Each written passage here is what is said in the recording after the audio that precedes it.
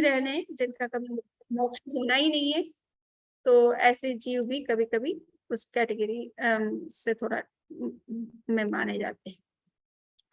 तो ये मैंने आपसे लगभग 22 तरीके से बताया कि ये लाइफ स्पान और भवस्थिति की जो चर्चा की जाती है, इन्हें वन टाइम लाइफ स्पान और मेनी टाइम लाइफ स्पान्स की जो चर्चा की जाती है, वो इसे कायस्थिति कहा जाता है और भवस्थिति कहा जाता है। और ये 22 प्रकार से इस चैप्टर में इसकी चर्चा की गई है। तो ये इसके साथ ही ये चैप्टर लगभग फिनिश हो जाता है। यूँ एक-एक का लाइफ स्पान बताया जाए कि तो वो काफ़ी कॉम्प्लिकेटेड हो जाएगा। तो मैंने जस्ट ब्रीफ किया है, बट अगर किसी के कोई क्वेश्चन होंगे तो उसके आंसर में कोई बात कही जा सकती है। So I think I have finished my chapter, my discussion. आप में से किसी के भी कोई क्वेश्चन हो तो आप पूछ सकते हो। और समझ जी, मुझे भी 2-3 क्वेश्चन है, बाद में मुझे हाँ। हाँ, तो अभी जिसको क्वेश्चन है वो हैंड रेज कर सकते हैं। हाँ, जसवंत सर जी, आप अपना क्वेश्चन पूछ सकते हो।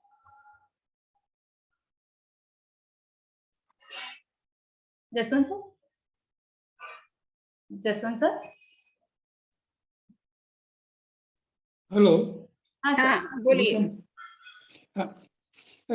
रिगार्डिंग लास्ट वन, चरम का हाँ। जो है वो अलग अलग अपेक्षा से भी लिया जाता है कि हाँ। जैसे देवगति में जीव गया तो पुनः हुँ। कभी भी वो देवगति में नहीं जाएगा, वो जो लास्ट भाव है उसको भी चरम कहेंगे। उस तरह से तीनों गतियों बाकी में भी चरम लिया जाता है।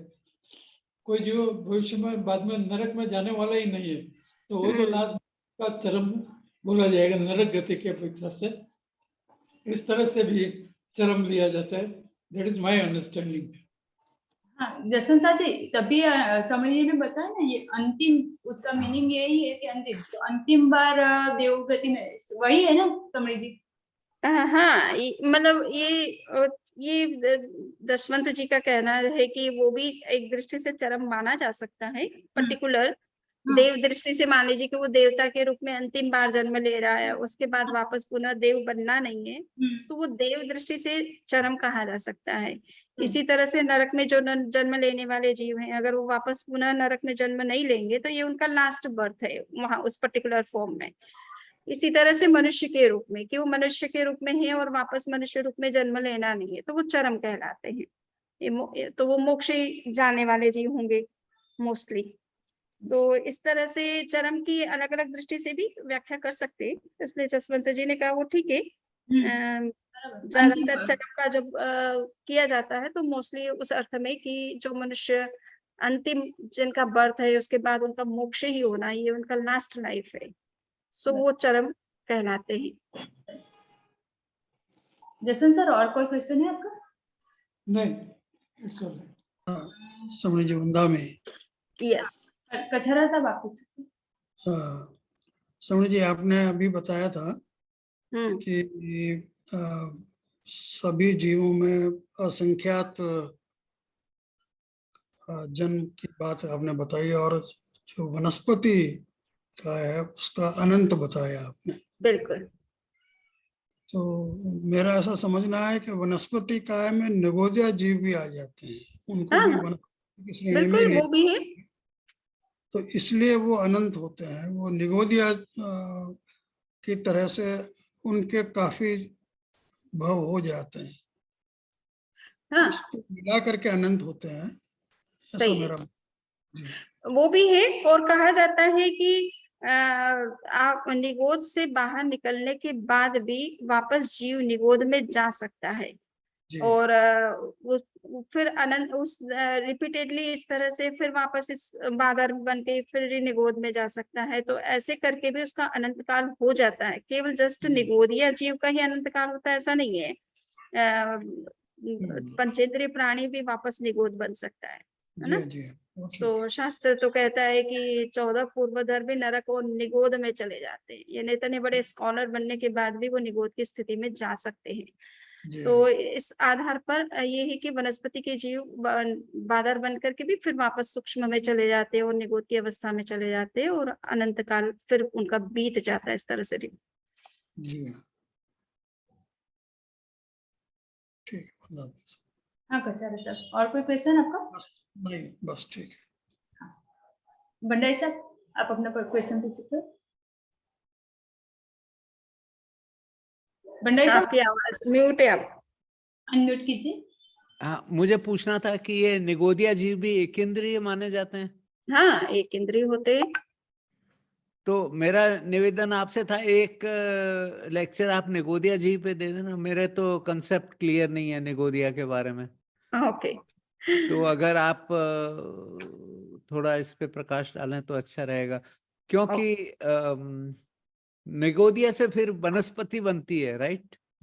ऐसा है कि ये समझिए कि निगोद के जीव का संबंध वनस्पति के साथ ही है, वनस्पति के साथ ही है। और ये दो तरह के जीव होते हैं, सूक्ष्म और बादर।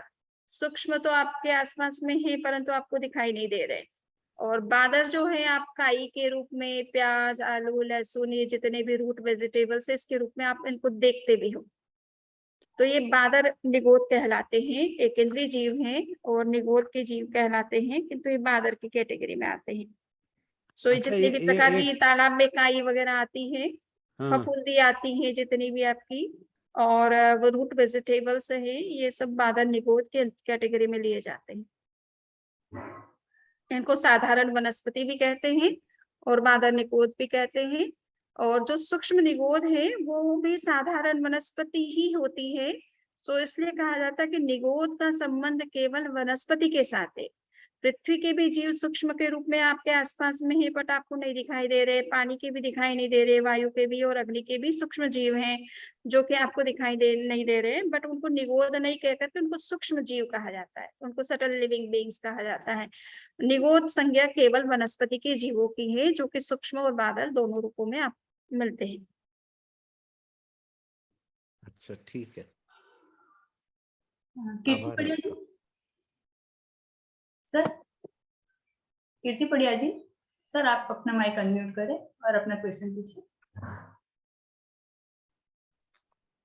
मेरा एक बेसिक क्वेश्चन है कि जैसे बताया गया है कि मनुष्य है तो 7 टाइम्स 8 टाइम्स वही योनि में जन्म लेता है, बट ये how this is controlled, where it is controlled, ये समझ में नहीं आता कि अभी इसका 8-7 टाइम्स हो गया, that is what kind of mechanism is there for that?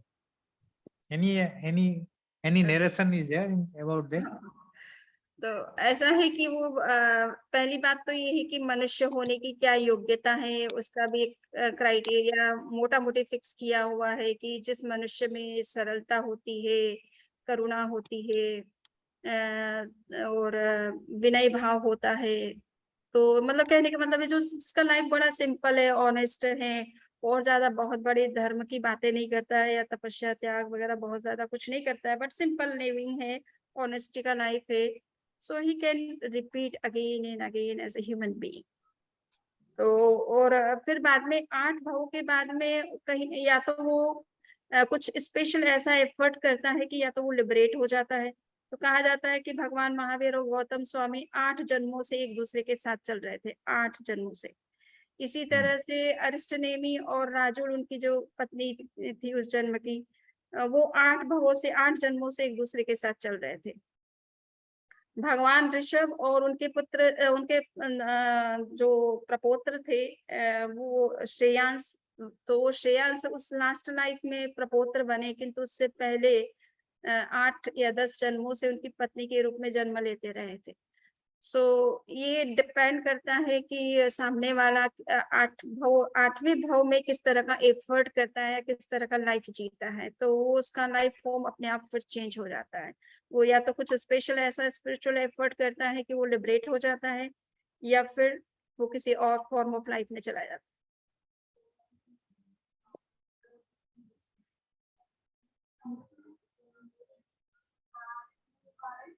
हाँ कीर्ति सर, कीर्ति सर। नहीं बस, that's all. Thank you. Okay, thank you. Vishal ji, आप अपना क्वेश्चन पूछ सकते हो। प्रणाम शमनी जी। मेरा एक प्रश्न था कि अब ये जो पूरी मूवमेंट है ना, जर्नी फ्रॉम निगोद टू मोक्ष, this is a unidirectional movement, यानी सिद्ध एक बार हो गए, फिर उसके बाद वापस रिवर्स मूवमेंट तो पॉसिबल नहीं है। बिल्कुल तो ये क्या, ये पूरी मतलब एक मतलब ऐसा लगता है कि ये पूरी इम्बैलेंस्ड सिस्टम है। मतलब जैसे हम एक सामान्य दृष्टि से सोचते हैं कि it should be circular system always, मतलब एक बैलेंस बना रहे हर चीजों में, एक यू नो इक्विलिब्रियम, साइंस में हम ये चीज एक समझते हैं। बट अब यहाँ पर अगर कंटिन्यूअस फ्लो फ्रॉम बादर टूवर्ड्स सिद्ध जीव का ही है, तो at some point in time ऐसा नहीं होगा कि all the quantities of बादर जीव will exhaust and सिद्ध में ही सारे आ जाएंगे और वहां पर मतलब क्या इसके लिए क्या मतलब क्या आर्गुमेंट हम दे सकते हैं? बहुत ही अच्छा क्वेश्चन है और बहुत बार पूछा जाता है ये क्वेश्चन। लोगों को चिंता रहती है कि कहीं संसार खाली ना हो जाए, सब लोग मोक्ष चले जाएंगे तो। और हमारे साइंटिस्ट को सबसे बड़ी चिंता होती है क्योंकि उनको तो संसार चलाना है ना। सो बात ये है कि जैन धर्म ये मानता है कि जितने जीव मोक्ष जाते हैं उतने ही निगोद से निकल करके बादर में आते रहते हैं, इसलिए इक्विलिब्रियम हमेशा बना रहता है, कभी कम नहीं होगा कोई भी संख्या आपके जीवों की, ठीक है ना। क्योंकि निगोद में अनंतानंत जीव पड़े हैं, उनको निकल करके आने में टाइम भी लगेगा पहली बात, और दूसरा है कि लिबरेट होने वाले कितने हैं। 6 महीने में कम से कम एक जीव मुक्त होता होगा, और मैक्सिमम हर 6 महीने में हर टाइम ही अगर मुक्त भी हो रहा है तो कितने जीव चले जाते हैं मोक्ष, बहुत कम नंबर जा रहा है। संसार में तो अनंत अनंत जीव भरे पड़े हैं ना। सो जैनिज्म का मानना है कि इक्विलिब्रियम कभी भी ब्रेक नहीं होना है। जितने जीव मोक्ष जाएंगे उतने ही निगोद से निकल करके, यानी जिसको हम कहते हैं अव्यवहार राशि, इम्प्रैक्टिकल वर्ल्ड है, जिसमें जो जीव हमारे संसार में अभी कहीं कुछ काम नहीं आते हैं, वो अपने तरीके से जी रहे हैं और न उनका वहां से कोई विकास हुआ है, तो वो विकास की अवस्था में आते चले जाते हैं। तो जितने मुक्त होते हैं उतने जीव विकास की अवस्था में, आगे की अवस्था में आते हैं निगोद से निकल। सो इसलिए ये इक्विलिब्रियम हमेशा बना रहेगा, इट इज अनब्रेकेबल। और वर्ल्ड में जितने जीव आप देख रहे हैं वो संख्या निरंतर बनी ही रहती है, कभी कम नहीं होती है, क्योंकि निगोद की संख्या इतनी ज्यादा है कि मोक्ष जाने वाले उसकी कंपैरिजन में तो बहुत कम है। इसलिए उसकी चिंता ना करें, अपने मोक्ष की जरूर चिंता करें। आपने अभी एक वर्ड यूज किया अव्यवहार राशि, तो Yes. उसका क्या अर्थ होता है? व्यवहार राशि का मतलब है, व्यवहार राशि का मतलब है कि जिन जीवों को के साथ हमारा इंटरेक्शन हो रहा है और जो हमारे लाइफ में काम आते भी रहते हैं जिनके साथ। तो मान लीजिए हम बादर एक इंद्रिय जीव जो हम जिनको रूट वेजिटेबल्स वगैरह के रूप में हम यूज भी कर रहे हैं, या वो इस वर्ल्ड में हमको दिखाई दे रहे हैं, उनकी यूटिलिटी दिखाई दे रही है।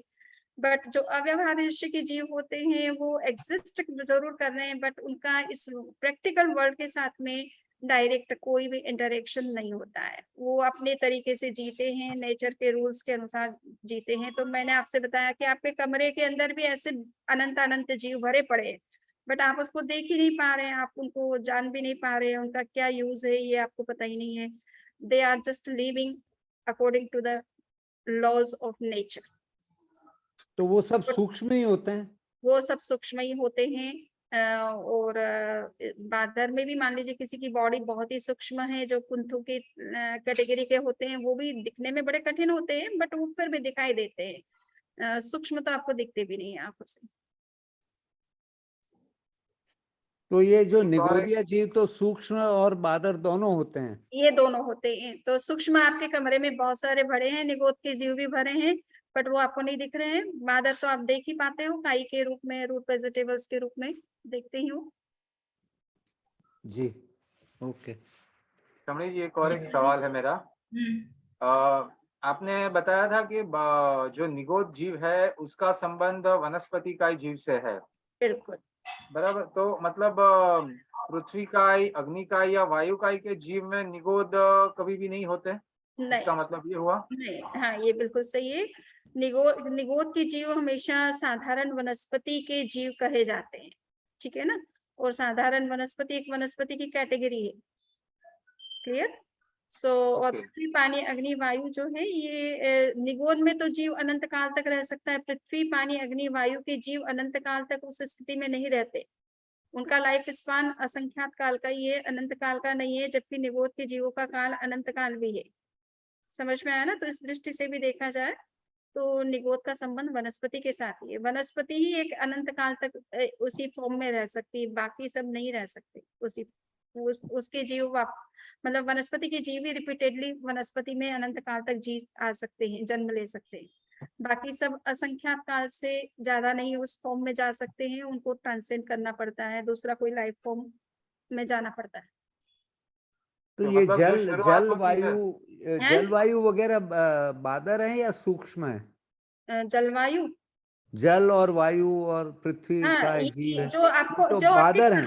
नहीं, जो आपको काम में आ रहे हैं वो तो सब बादर हैं।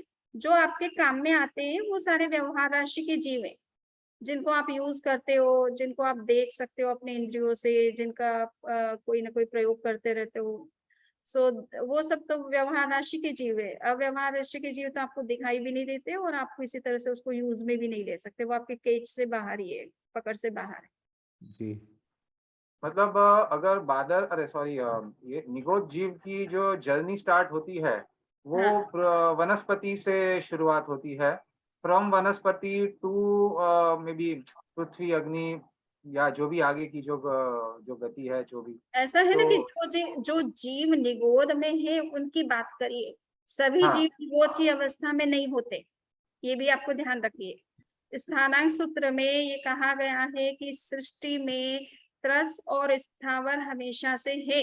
इसका मतलब ये नहीं है, इसका मतलब ये है कि सब जीव जो है जरूरी नहीं है कि निगोद से आ रहे हैं, है ना? ये शाश्वत कैटेगरीज है, ये यूनिवर्स में हमेशा रहती है, ये बाइनरीज हमेशा वर्क करती है, सभी चीजों में बाइनरीज है, ठीक है ना? जीव है तो अजीव है, त्रस है तो स्थावर है, ठीक है ना? सो ये सब बाइनरीज हमेशा से इटर्नल है, तो जरूरी नहीं सभी जीव निगोद से आ रहे हैं। तो कुछ परंपराएं बार बार इस चीज को एम्फेसाइज करती है कि हम सब निगोद से ही आ रहे हैं, जरूरी नहीं है। हाँ, हो सकता है हम पर्टिकुलर आए हो निगोद से, बट सभी जीवों का जरूरी नहीं है कि डेस्टिनी मतलब वो उनका ओरिजिनल सोर्स निगोद ही रहा हो, जरूरी नहीं है। वो त्रस में भी रह सकते हो, अनंत काल से त्रस की कैटेगरी में। और कहा जाता है कि त्रस में भी, अत्रस अवस्था में भी आप 2000 सागरोपम या ऐसा कुछ पर्टिकुलर टाइम है, उतने 2000 सागरोपम का टाइम है क्या? हाँ। उतने तक आप त्रस अवस्था में रह सकते हो। अगर आप मुक्त नहीं हुए उस अवस्था में रहते हुए, तो फिर वापस सूक्ष्म में आप चले जाओ, स्थावर में चले जाओगे। सूक्ष्म में जरूरी नहीं, बट स्थावर में चले जाओ। तो समृद्धि, विकास जी का जो क्वेश्चन था ना, उनका क्वेश्चन ऐसा है कि जब व्यवहार राशि में पहली बार जीव आता है, मैं जहाँ तक समझ रही हूँ, तो उसका कहना ऐसा है कि उसकी जर्नी वहां जो स्टार्ट होती है उसके लिए वो पूछ रहे हैं। व्यवहार राशि में जब आते तब की, जब घूम फिर के वापिस निगोद में गए उसकी नहीं क्वेश्चन कर रहे वो, कि अव्यवहार से व्यवहार में फर्स्ट टाइम जब आए तब का क्वेश्चन है, मुझे वहां तक लग रहा है। विशाल जी, ऐसा ही है क्वेश्चन? करेक्ट करेक्ट, मतलब वो जो सबसे पहला ट्रांजिशन है फ्रॉम निगोद टू सम व्यवहार राशि, तो वो that first milestone is always वनस्पति। यस। एंड देन फिर वहां से कोई भी दूसरे गति में। वो बात सही है आपकी, वो बात सही है कि जो लोग फर्स्ट ट्रांजिट कर रहे हैं निगोद से हायर स्पेसिस में या हायर फॉर्म ऑफ लाइफ में, so yes they are starting this, that was the main original source they are coming out of. Okay, thank you Vishal ji. और किसी का कोई क्वेश्चन है? हाँ समझ जी, मुझे एक स्पष्टता नहीं है। अच्छा, मैं ऐसा मान रहा हूँ कि जो नित्य निगोद में जीव हैं वो अव्यवहार राशि के जीव हैं, ओके, हाँ, और जो नित्य निगोद से निकल करके आ गए तो फिर वो व्यवहार राशि में आ गए, चाहे वो निगोद की फॉर्म में हो या स्थावर जीव की फॉर्म में हाँ, हो, कोई लेकिन वो बिल्कुल आपका व्यवहार राशि आपका में आ आपका कहना बिल्कुल सही है कि अगर वो मान लीजिए कि नित्य निगोद ही एक्चुअल में अव्यवहार राशि है, और हाँ। जब उससे बाहर एक बार आ गए और वापस सपोज वो निगोद अवस्था में चले भी जाते हैं, तो उनको व्यवहार राशि का ही जीव कहा जाता है, अव्यवहार राशि का नहीं कहा जाता है। जी, बिल्कुल सही है ठीक। आपका कहना। वो एक बार डेवलप हो चुका है तो उसमें फिर वो पोटेंशियल डेवलप हो गया एक तरह से, जी, तो फिर वो डाउनफॉल कर भी जाए तो वापस वो ऊपर आ सकता है। ठीक है, ठीक है, नमन। तो और आपने किसी- बहुत अच्छी तरह एक्सप्लेन किया, पर फिर भी मेरा निवेदन है कि एक लेक्चर आप निगोद पर दे दें तो और वो फ्लो डायग्राम जरा हम बना लें तो थोड़ा मेरा समझ में हाँ अच्छी हाँ तरह आ हाँ जाएगा। हाँ, ठीक है। जसवंत सर जी का कोई क्वेश्चन है मुझे लगता है। हाँ बोलिए। सर, आपका कोई क्वेश्चन है? ओके, मैं मेरा क्वेश्चन पूछ सकती हूँ क्या समझ जी? हाँ पूछिए। हाँ, एक तो आपने जो भाव स्थिति का बताया, हम्म भाव स्थिति जो अपने पर्यावरण सूत्र में जो बताई गई है, वो भाव स्थिति तीनों काल और तीनों क्षेत्र की गिनी जाएगी ना, सभी जगह की गिनी जाएगी ना? तीनों काल और तीनों क्षेत्र मतलब?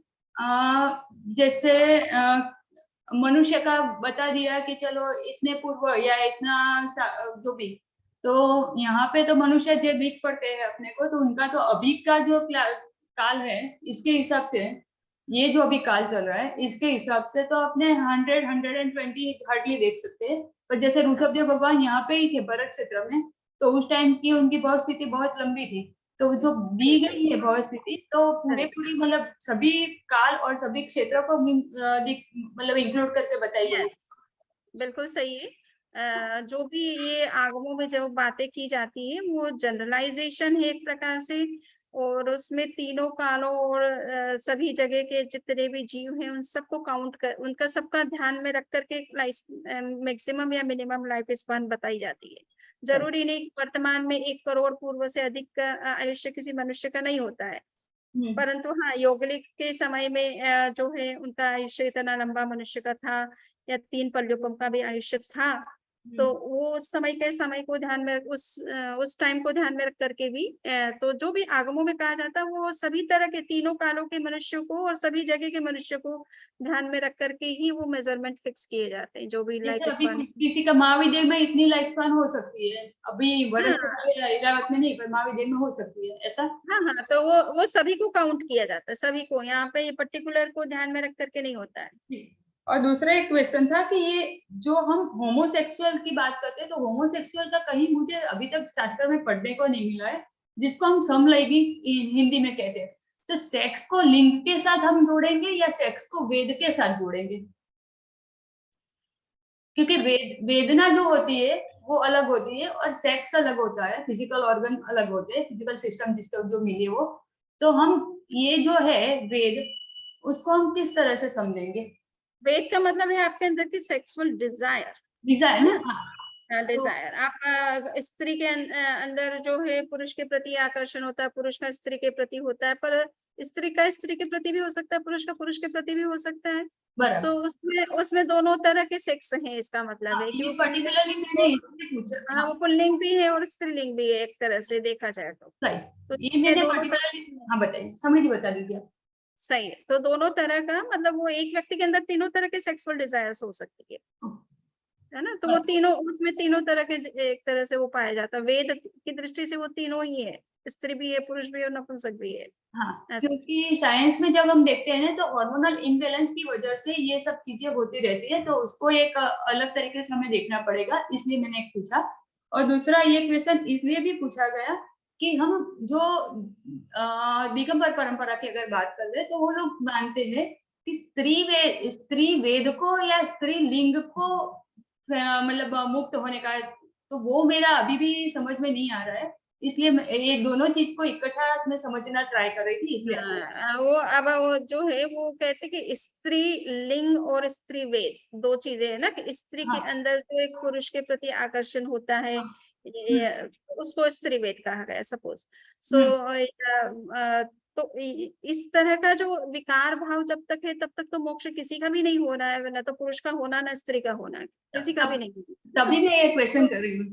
हाँ, तो वो अगर ये कहते कि स्त्री तो स्त्री क्या है, ये तो फिर पुरुषों को एक बात भी है, पुरुष भी मुक्त नहीं हो सकता है जब तक इस तरह का विकार भाव उसके अंदर है। तो इसलिए मोक्ष और लिंग का जहां तक प्रश्न है, तो हजारों स्त्रियां आज तक मुक्त हुई है ना, स्वयं भगवान शिव की माता मुक्त हुई है, हाँ। 23वें जो हमारे 19वें तीर्थंकर थे वो भी मुक्त हुए हैं, अब उनको कह के स्त्री नहीं है, तो अब ये तो थोड़ा ओवर तो हाँ, तो आप पर्टिकुलरली इस टॉपिक पे मुझे थोड़ा सा गाइड करेंगे तो हो सके कि ये जो साइंस बाहर लेके आए तो एटलीस्ट दिगंबर और श्वेतांबर परंपरा एक हो जाए तो बहुत बड़ा काम हो जाएगा। समझ जी। हाँ, तो वो वेद कहते हैं, तो वेद की दृष्टि से तो फिर पुरुष भी मुक्त नहीं होगा, स्त्री की बात क्या करते हैं, स्त्री भी तभी मैंने एक क्वेश्चन आपको पूछा कि हाँ। और अभी अभी हम डिस्कस कर रहे हैं यही चीज को, क्योंकि मतलब जब हॉर्मोन्स की बात आएगी तो दोनों तरह के हॉर्मोन्स सभी में होते हैं, सिर्फ इम्बैलेंस होता है सब, तब ये सब चीजें होती रहती है। तो इसको हम ज्यादा डिटेल में स्टडी करें, अगर आप मुझे साथ दे रहे हो या कचारासी या जो भी साइंटिस्ट है इसमें गाइडेंस दे सकते हैं तो एक एटलीस्ट जैन शासन के लिए बहुत बड़ा काम हो जाएगा ये चीज। तो काम दोनों से काम एक हो जाएंगे। हाँ हाँ, नहीं काम तो करिए और फिर डिस्कशन कर लीजिए, कर लेंगे कि कहाँ क्या लॉजिक चाहिए और उनका क्या लॉजिक है, उसको भी समझना है कि वो वास्तव में लिंग से प्रॉब्लम है उनको या वेद से प्रॉब्लम है। तो वेद से तो हम श्वेतांबर और दिगंबर एक ही बात कह देंगे, दोनों एक ही मत है, इसमें तो कोई दिक्कत ही नहीं है। हाँ, क्योंकि हम तो ऐसा ही कहते हैं कि 13वें गुण स्थानक पे सबके सब अवेदी हो जाते हैं, तब तो वेद की बात होती ही नहीं है। वो तो 11वें गुण स्थान से ही समझ लो अवेदी हो 12वें। 10वें तक वेद रहता है, बाकी तो हाँ, उसके बाद तो नहीं होता है, तो वेद तो वहां पे अवेदी हो जाते हैं। ये हाँ, तो चलिए थोड़ा ये सा डिस्कशन अपन बाद में कर लेंगे। और किसी के हाँ, अच्युतानंद जैन जी आप अपना क्वेश्चन पूछ सकते हो। एक्चुअली मैं अभी जो चर्चा चल रही थी उसमें थोड़ा सा ऐड ऑन करना चाहूंगा। बढ़िया जो वेद रहेगा। संबंधी चर्चा हो रही थी हाँ, आपके इनपुट समझ सर्वार्थ बताइए। पूज्यपाद आचार्य के द्वारा सर्वार्थ सिद्धि ग्रंथ लिखा गया है जो तत्काल सूत्र की टीका है। उसमें वेद की चर्चा के अंतर्गत वेद के दो वेद बताए गए हैं, द्रव्य वेद और भाव वेद। तो जो हमारी शारीरिक संरचना होती है वो द्रव्य वेद के अंतर्गत आती है और जो जीव को होने वाले भाव हैं वो भाव वेद के अंतर्गत आते हैं। और जहां तक दिगंबर परंपरा का मानना है तो वो दिगंबर परंपरा ये मानती है कि जो मोक्ष की प्राप्ति होती है वो द्रव्य वेद तो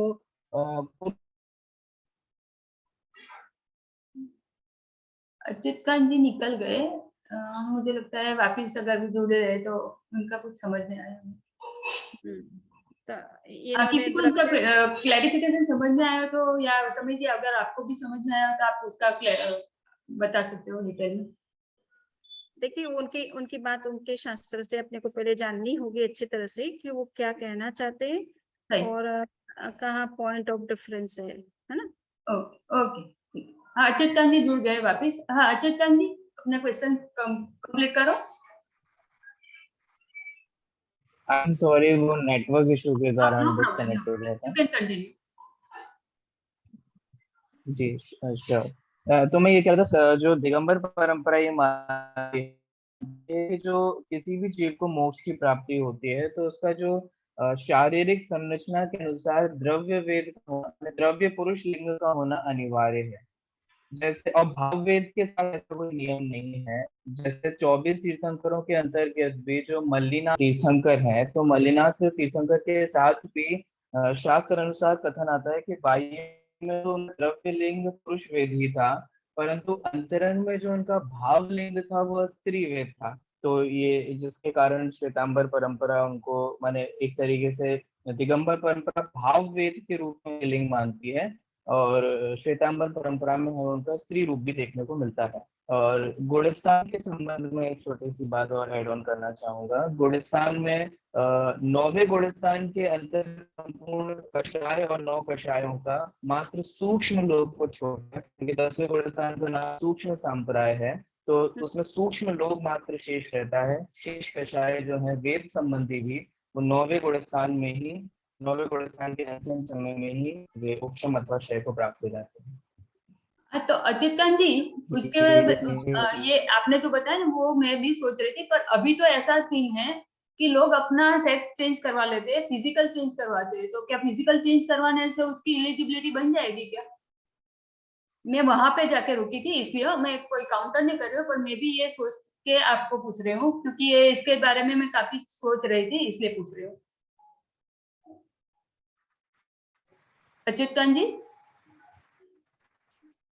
जी एक्चुअली भाव वेद तो फिर भाव वेद के अनुसार तो वो अलग ही है। ये थोड़ा हाँ, विचार करने का विषय है कि भावेद की तो आपने तो क्या बताया। उसका द्रव्य हाँ, तो ठीक है, कोई बात नहीं। समरी जी और मैं और आप, द्रव्य अगर आप भी जुड़ना चाहो तो ये डिस्कशन हम कभी इसके बारे में सोच के, और अच्छा है कि आपको, आपके पास दिगंबर परंपरा का ज्ञान है तो, और समरी जी के पास भी आगम का काफी सारा ज्ञान है, तो हम तीनों या और कोई भी जुड़ना चाहे तो इसके बारे में आगे सोचेंगे किस तरह से इसको आगे ले जाइए, प्रोजेक्ट को, ये क्वेश्चन को।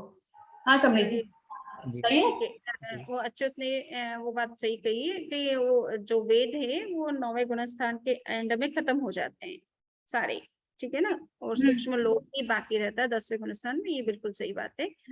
और जहाँ तक कि इस मल्लिनाथ का तो ज्ञाता धर्म दिगंबर टेक्स्ट तो एक तरह से सिद्धांत ग्रंथ है, किंतु आगमों में मल्लिनाथ के बारे में ज्ञाता धर्म कथा जो सूत्र है, जो कि मूल आगम माना जाता है, महावीर की वाणी जिसमें मानी जाती है, उनके हिसाब से उन्होंने मल्लिनाथ का पूरा स्त्री के रूप में वर्णन किया है।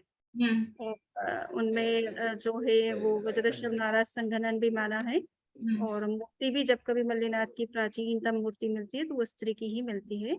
सो लिंग से कोई बाधा नहीं है, लिंग से तो कोई मोक्ष में कोई बाधा नहीं है। शरीर किसी का नपुंसक भी हो सकता है, पुरुष भी हो सकता है, स्त्री भी हो सकती है। हाँ, विकार से बाधा है, वेद से बाधा है। सो वो अगर विकार भाव खत्म हो जाता है तो पुरुष भी मुक्त हो सकता है ना, स्त्री भी हो सकती है। और आगमों में तो बहुत सारे स्त्रियों की मुक्ति के उदाहरण है, तो लिविंग उदाहरण है, मतलब जस्ट कल्पना नहीं है। चलिए।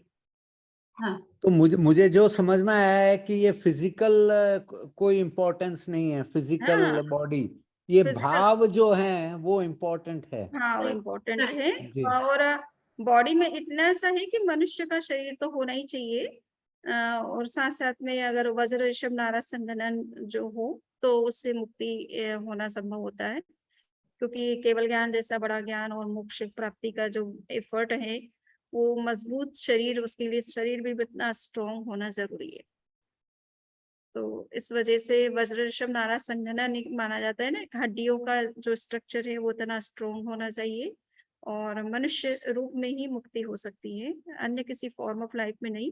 बट हाँ, स्त्री के होने से या पुरुष होने से या नपुंसक होने से कोई बाधा नहीं है। तो राग अशेषा जी, जो आपने प्रश्न वो किया था कि जो सेक्स चेंज करवाते हैं तो हाँ। उनका मोटिव फोर्स तो उनका वेद ही रहता है, भाव ही रहता है, मेरा इसलिए करवाते हैं वो। नहीं सर, आपकी बात सही है। मेरा क्वेश्चन तो वो द्रव्य वेद को इतना, द्रव्य वेद को मतलब लिंग को इतना इम्पोर्टेंस दे रहे थे, तो इसलिए एक क्वेश्चन था कि अगर किसी ने सेक्स चेंज करवा लिया और उसके बाद उनका भाव और मतलब एकदम शांत हो गए, सब वेदना उसकी चली गई, तो क्या अब उसमें एलिजिबिलिटी है? वो मेरा क्वेश्चन था सर। तो कोई बात नहीं, सही है। मतलब मुझे लगता है काफी सारी क्लैरिटी तो हुई है, फिर भी समझ की गाइडेंस में इसके लिए हम थोड़ा सा आगे सोचेंगे। अच्युत कांदी भी जुड़ सकते हो, और किसी को भी इंटरेस्ट हो तो जुड़ सकते हैं। जसवंत साह जी, आपने पहले क्वेश्चन पूछा था इसलिए आपका हैंड रेज है, कि और कोई क्वेश्चन है?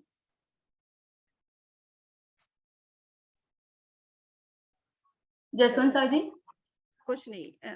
ओके, हाँ समरी जी, तो हाँ, हाँ सर। उसमें दिगंबर मान्यता के हिसाब से जितना मैंने सुना है, स्त्री का प्रथम सहनन नहीं होता है, वैसे उनकी धारणा है, क्योंकि स्त्री छठी नरक से आगे नहीं जा सकती है, ऐसा जो उल्लेख आता है उस अपेक्षा से कहते हैं। तो स्त्री का वो लोग उत्तम सहनन, फर्स्ट सहनन नहीं मानते हैं, बोलो जरूर तीनों में से फर्स्ट जो है वो स्वीकार नहीं करते, वैसी धारणा है उनकी। ये क्या है कि ठीक है, मतलब उनकी मान्यता अपनी है, परंतु आगमों में तो स्त्री में भी वज्र ऋषभ नारद संघनन माना है, और मल्लिनाथ में स्पेशल ज्ञाता धर्म सूत्र में बताया है। और भी है ना समरी जी, मरुदेवा माता का है, चंदन बालाजी का है, काफी वो सारे। वो सब श्वेतंबर पे से ले रहे हैं। हाँ न, तो श्वेतांबर और दिगंबर, चलो कोई बात नहीं। दिगंबर के तो मतलब एक तरह से देखा जाए तो वो मूल आगम उनके पास है भी नहीं ना सुरक्षित, नहीं, वो ठीक। ये सिद्धांत उत्तम जो सानन वो पर ठीक, मूल अभी को आगम, उत्तम सानन नहीं, ठीक हाँ, अभी वो अभी सानन नहीं हाँ मानते। जसवंत जी, इसमें अपने अभी ये फोरम पे अभी ज्यादा डिस्कस नहीं करते। डेफिनेटली हम इसके बारे में सोचेंगे और आप भी जुड़ सकते हो, पर अभी ये फोरम पे अपने ज्यादा डिस्कस नहीं करेंगे। Thank you very much for जुड़ने के लिए और आपका क्वेश्चन, हमें क्वेश्चन को सॉल्व करने में गाइडेंस देने के लिए thank you very much. Thank you Samriddhi ji, और सभी को जय जिनेन्द्र। और समृद्धि जी, आप अंतिम मंगल बताइए आज के दिन का। चत्तारि मंगलम अरहंता मंगलम सिद्धा मंगलम साहु मंगलम केवली पुन्नतो धम्मो मंगलम। चत्तारि लघुत्तमा अरहंता लघुत्तमा सिद्धा लघुत्तमा साहु लघुत्तमा केवली पुन्नतो धम्मो लघुत्तमो। चत्तारि शरणं प्रवच्चामि अरहन्ते शरणं प्रवच्चामि सिद्धे शरणं प्रवच्चामि साहु शरणं प्रवच्चामि केवली पुन्नतं धम्मं शरणं प्रवच्चामि। Thank you everyone. Thank you Samriddhi, वंदामि। कृतज्ञ वंदामि। वंदामि। बहुत बहुत आभार आपका। एक ही पॉइंट मैं जोड़ना चाहूँगा, अगर कोई इस पे रिसर्च करना चाहे या इसको कोई सिस्टमेटिकली जो आज का लेक्चर है वो उसको लिपिबद्ध करना चाहे तो ही इज वेलकम। कोई भी इस ग्रुप में से, वो काफी उपयोगी रहेगा। जैन एकेडमी ऑफ स्कॉलर्स में हम सभी को रिसर्च के लिए थियोरेटिकल या एक्सपेरिमेंटल कोई भी कंसेप्ट साइंटिफिक अप्रोच के हिसाब से हम उसको चांस दे सकते, मतलब गाइडेंस के साथ, और उनका काम आगे बढ़ाने के लिए हेल्प कर सकते हैं। To promote synthesize of science with philosophy and spirituality, to promote and encourage individuals and scholars to work in the area of science and Jain philosophy, to encourage and publish important research and publicize common ground पे between science and Jain philosophy, to hold the region, national and international conferences and encourage participation in international conferences and present results of studies, to publish books, journals, memories and proceedings etc. to distribute and sell them. So Jain academy of scholars में अगर जुड़ना है, ये जैसे एक product है जैसे Jain academy ने अभी बनाई है, daily violence counter mobile application.